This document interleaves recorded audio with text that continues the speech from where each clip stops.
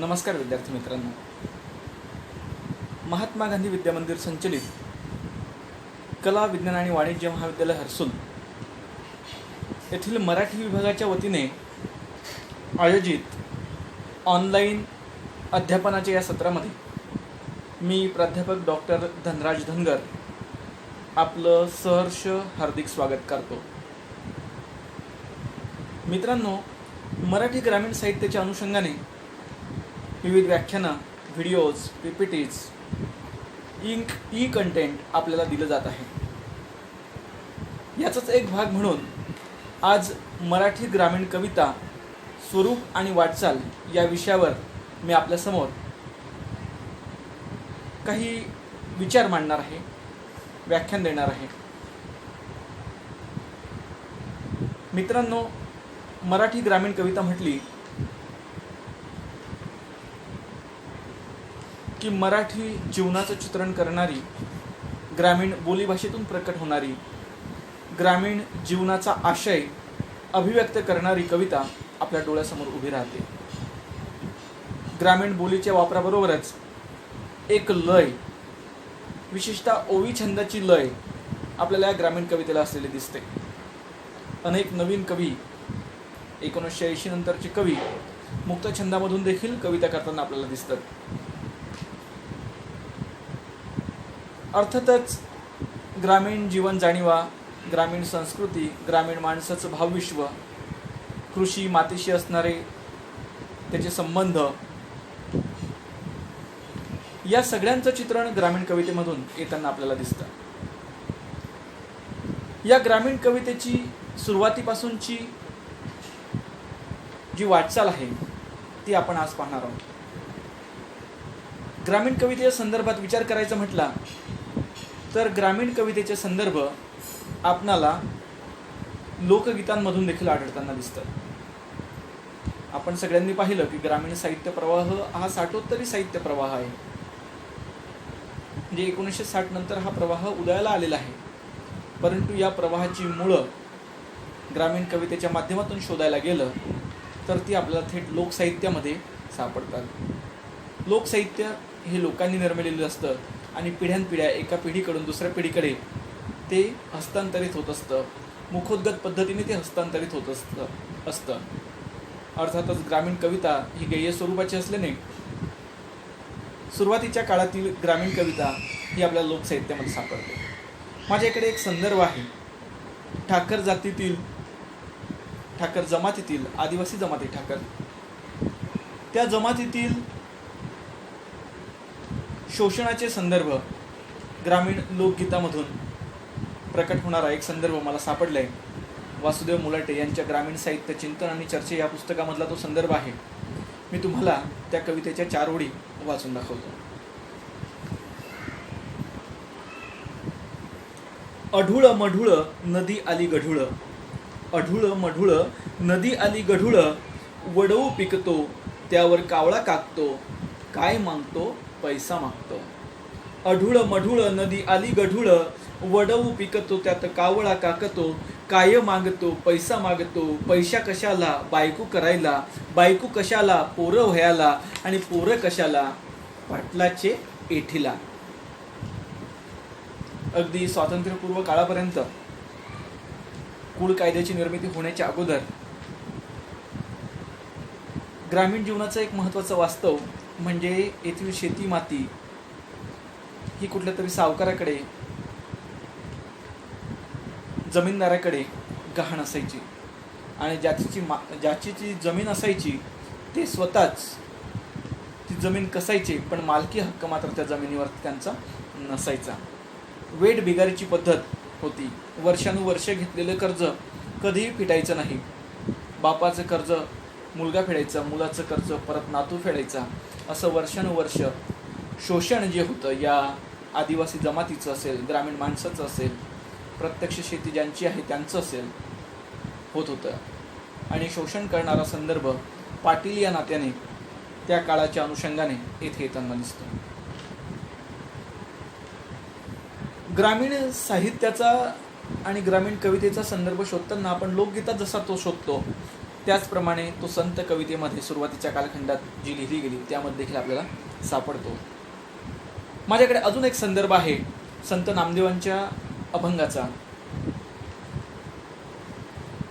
तुझ्या माझ्या शेतात नाही पेंडवळा, दावियला डोळा पांडुरंग, कल्पनेची पेंडी पापकुंदा काढी, काशा देशोधडी लावियल्या, त्रिगुणी त्रिफणी धरोणी सूत्रधारी, वेद बैल चारी जुंपियले, अनाथांचे शेत प्रेमाचा हेलावा, शेत राख देवा पांडुरंगा, ब्रह्म नाम बीज बांधोनिया ओटी, पेरी दारोदारी नामदेव.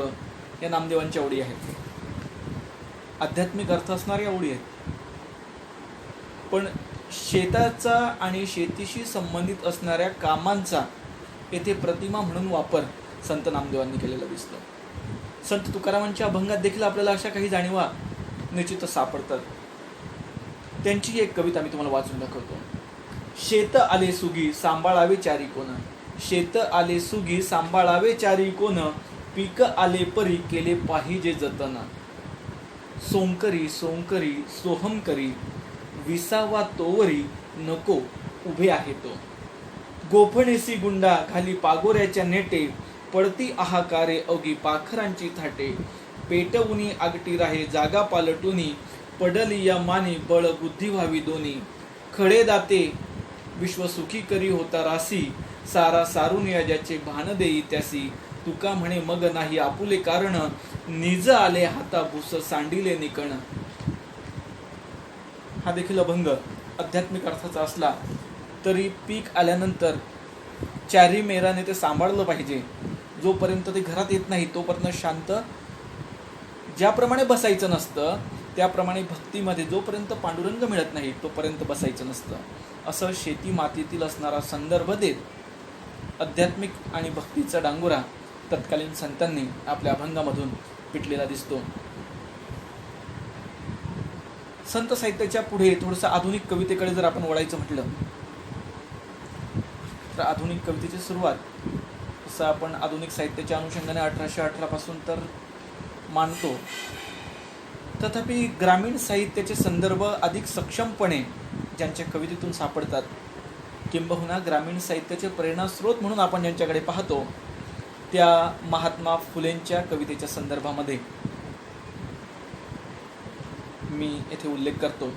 त्यांनी अखंडादी काव्य लिहिलं, त्यामधून सक्षमपणे ग्रामीण जीवनाचं चित्रण, ग्रामीण दारिद्र्याचं चित्रण आलेलं दिसतं. शेतकऱ्याचं जीवन कसं आहे तर त्याची पोरं बाळं रानवनी फिरतात, नांगराच्या पाठोपाठी फिरतात आणि त्यांच्या घरामध्ये मात्र नेसायला धड कपडेही नसतात. या आशयाची कविता महात्मा ज्योतिराव फुले यांनी लिहिली.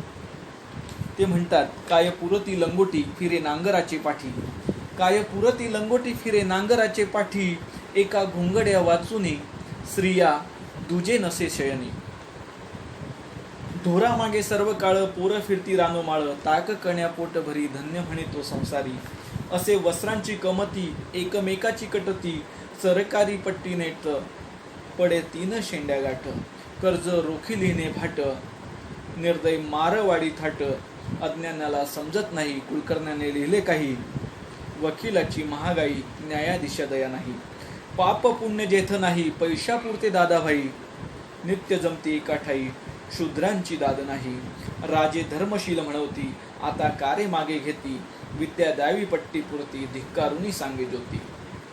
तत्कालीन शेतकऱ्याचं अतिशय दयनीय, दारिद्र्याने भरलेलं, त्याचं होणारं कुलकर्णी, भाट, सावकार यांच्याकडून होणारं शोषण, हे सगळेच संदर्भ महात्मा फुलेंच्या अखंड या कवितेतून आपल्याला दिसतात. आणि त्यामुळेच महात्मा फुलेंची कविता ही आधुनिक मराठी साहित्यातील खऱ्या अर्थाने पहिली ग्रामीण कविता म्हटली पाहिजे. साधारणपणे 1920च्या सुमारास महात्मा गांधींनी भारतीय राजकारणात प्रवेश केल्यानंतर टिळक युगाचा अस्त झाला आणि गांधी युगाची सुरुवात झाली. गांधीजींनी खेड्याकडे चला अशी हाक दिल्यामुळे ग्रामीण भाग, खेडे, शेतीमाती याकडे पाहण्याचा एक वेगळा दृष्टिकोन सर्वसामान्यांमध्ये निर्माण झाला, तसाच तो साहित्यिकांमध्ये देखील निर्माण झाला. आणि त्यामुळे 1920 नंतर ग्रामीण कविता थोडी वेगळ्या पद्धतीने लिहिण्याचा प्रयत्न होताना आपल्याला दिसतो. या 1920च्या पूर्वीचे अजूनही काही संदर्भ आपल्याला शोधता येतात. जसं आपण महात्मा फुलेंचं पाहिलं, त्याचप्रमाणे आधुनिक मराठी कवितेचे जनक म्हणून आपण ज्यांना ओळखतो त्या केशव सुतांनी देखील एक खेडे नावाची कविता 1887 मध्ये लिहिल्याचे उल्लेख आढळतात. त्याचबरोबर चंद्रशेखर, यशवंत, गिरीश, त्यानंतर लेंभे नावाचे एक कवी यांनी देखील ग्रामीण जीवनचित्रण करणाऱ्या काही कविता लिहिल्याचे उल्लेख आपल्याला आढळतात. 1920च्या सुमारास रविकिरण मंडळाची स्थापना झाली. रविकिरण मंडळामध्ये गिरीश, यशवंत, श्रीभा रानडे, माधव जुलियन, रमाबाई रानडे ही मंडळी होती. यांच्या जोडीला काव्यविहारी, गह पाटील, वाह पाटील, बाभ बोरकर, गल ठोकळ अशा अनेक कवींनी एकत्र येत 1933ला ग्रामीण कवितांचा एक प्रातिनिधिक संग्रह काढला, ज्याचं नाव सुगी असं होतं. गल ठोकर त्याचे संपादक होते. साधारण 33 कवींच्या 35 कवींच्या 44 कविता या सुगी नावाच्या कविता संग्रहामध्ये होत्या, ज्यांना आपण जानपद गीत संग्रह असं म्हणतो. यातील बरेचसे जे कवी होते हे शहरामध्ये स्थायिक झालेले होते. यांनी खेळ हे कधी काळी पाहिलेलं होतं. त्यामुळे यांच्या कवितेतून जी काही वर्णनं आली ती पूर्णांशाने ग्रामीण वास्तवाला मांडणारी असल्याचे आपल्याला दिसत नाही. त्यांनी रोमॅन्टिक पद्धतीचं खेळ, किंबहुना त्याला असं म्हटलं जातं की इंग्रजीतील थॉमस हार्डी किंवा वर्ड्सवर्थ यांनी ज्या पद्धतीने खेडेगाव रंगवलं त्या पद्धतीचं खेडेगाव, ज्याला इंग्रजीमध्ये पॅस्टोरल पोएट्री अशी संज्ञा वापरतात, त्या पद्धतीची पोएट्री म्हणजे हे जानपद गीत होतं. नंतरच्या काळामध्ये नाग देशपांडे यांनी शीड नावाचा स्वतंत्र कविता संग्रह काढल्याचे उल्लेख आहेत. तथापि यांच्याही कवितेमध्ये रोमॅन्टिक भावना, ग्रामीण शेतकऱ्याचं आणि त्याला भाकर घेऊन येणाऱ्या त्याच्या घर धणीचं, कारभारणीचं एक प्रेम वास्तव रंगवण्याचा त्यांनी प्रयत्न केलेला आहे. आणि ती कारभारीण जी असते ती म्हणजे, राया तुला काळ येड नाही, राया तुला ताळमेळ नाही, थोर तुझं रे कुळशिळ, आणि त्याला ती कान्हाची उपमा देते. गल ठोकळांनी हे प्रेम वर्णन केलं, तथापि त्यामध्ये देखील काल्पनिकता अधिक असलेली आपल्याला दिसून येते. नाग देशपांडेंच्या नंतर पांडुरंग श्रावण गोडबोले यांनी बोबडे बोल नावाचा 1932 मध्ये एक कविता संग्रह प्रकाशित केला. त्यानंतर बोरकुट नावाचाही एक त्यांचा कविता संग्रह आला, ज्याच्यामधून काही प्रमाणामध्ये ग्रामीण जीवनात चित्रण आलेलं आपल्याला दिसतं. बी रघुनाथ असतील, गह पाटलांचा रांजाई नावाचा कविता संग्रह असेल, त्याचबरोबर बहिणाबाई चौधरी यांची जी कविता ती खरं तर 1950 मध्ये प्रकाशित झाली, तरी त्यांची रचना जी होती किंवा या कविता ज्या लिहिल्या गेल्या त्या स्वातंत्र्यपूर्व कालखंडामध्येच लिहिल्या गेलेल्या होत्या. त्यानंतर सोपानदेव चौधरी त्यांनी मळ्यात जाताना नावाची कविता लिहिली, बहिणाबाईंची चिरंजीव. बहिणाबाईंची कविता ही अधिक सक्षमपणे, समर्थपणे ग्रामीण जीवनात चित्रण करते. ग्रामीण शेतीमातीतील उपमा आणि त्या अनुषंगाने असणारं बहिणाबाईंचं तत्वज्ञान या कवितेमधून प्रकटताना आपल्याला दिसतं. उदाहरणार्थ बहिणाबाई म्हणतात, मन वढाय वढाय उभ्या पिकातलं ढोर, किती हाकला हाकला फिरी येतं पिकावर. मन जहेरी जहेरी त्याची काय सांगू मात, नाही माफ करा, मन लहेरी लहेरी त्याची काय सांगू मात, आता होतं भुईवर गेलं गेलं आभायात. मन जहेरी जहेरी त्याचं न्यारर तंतर, अरे इचू साप बरा त्याले उतारी मंतर. ग्रामीण भागामध्ये विंचू आणि साप उतरण्यासाठी मांत्रिकाकडे घेऊन गेले जातं. या मनाचं चित्रण, मन हे ओढाड ढोराप्रमाणे आहे. त्याला कितीही वेळा हकललं तर ते पिकावर परत फिरून येतं. सुनाट मोकाट जनावरं जशी असतात त्या पद्धतीचं असणारं हे मन आहे. या पद्धतीचं चित्रण, ग्रामीण मानसिकतेचं मनाचं चित्रण बहिणाबाईंच्या या कवितेतून आलेलं आपल्याला दिसतं. ग्रामीण निसर्गाचं सूक्ष्म निरीक्षण बहिणाबाईंच्या काव्यात दिसतं. शेतात जात असताना झाडाला लटकलेला सुगरणीचा खोपा, त्याविषयी बहिणाबाई म्हणतात, अरे खोप्यामध्ये खोपा सुगरणीचा चांगला, देखा पिलांसाठी तिनं खोपा झाडाले टांगला. तिची इवुलीशी चोच, तेच दात तेच ओठ असणारी या सुगरणीने इतका सुंदर खोपा विणलाय. मग आपण तर माणसं आहोत, आपल्याला तर 2 हात आणि 10 बोट दिलेले. या पद्धतीचं वर्णन बहिणाबाईंच्या काव्यातून येतं. गावामध्ये गेलं तर 18 पगड जाती आहेत, 12 बलुतेदार आहेत, उच्च नीचतेची सांगड आहे, दारिद्र्य आहे, दैन्यावस्था आहे, गरिबी आहे. याचंही वर्णन बहिणाबाईंच्या कवितेतून येतं. महारवाड्यातलं वर्णन करताना बहिणाबाई म्हणतात, देखा महारवाड्यात कशी माणसांची दैना, देखा महारवाड्यात कशी माणसांची दैना, पोटामध्ये उठे आग अन चुल्हा पेटता पेटेना. इतकं गरिबी या ग्रामीण भागात आहे.